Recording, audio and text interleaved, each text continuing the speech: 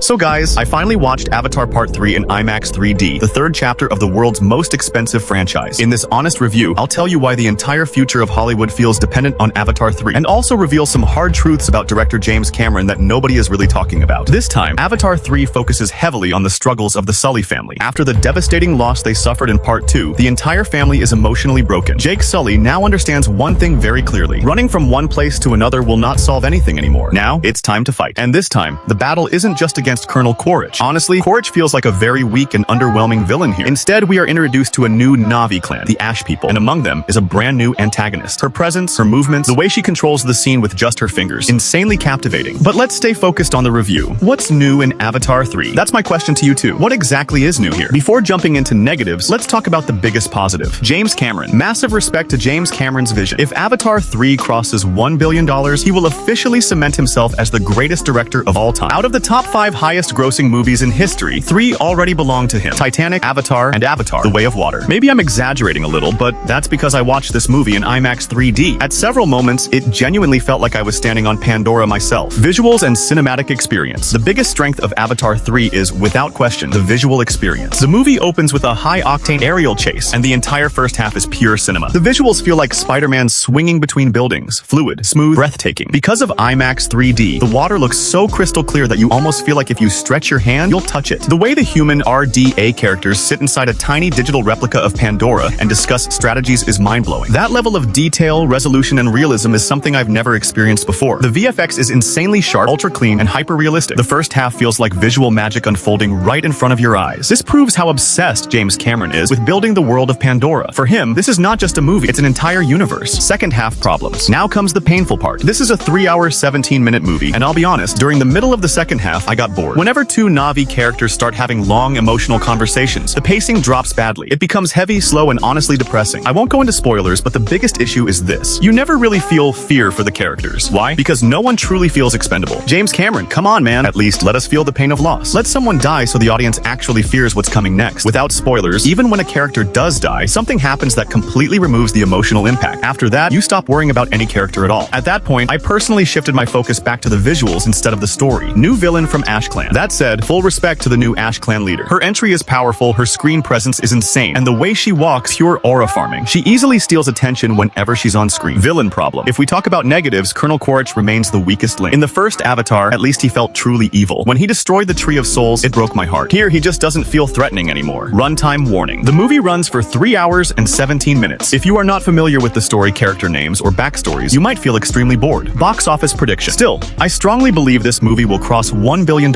easily. Avatar 2 crossed $1 billion in just 15 days, which was equal to Avatar 1's lifetime collection at one point. And if Avatar 3 somehow reaches $2 billion, then 2025 will become a historic year, with 2 films in the same year, Neja 2 and Avatar 3, crossing $2 billion worldwide. Final verdict. Overall, the movie is good. I would definitely recommend watching it, especially in IMAX 3D for the full experience. If you enjoyed this video, make sure to hit the like button, and we'll meet again in another video.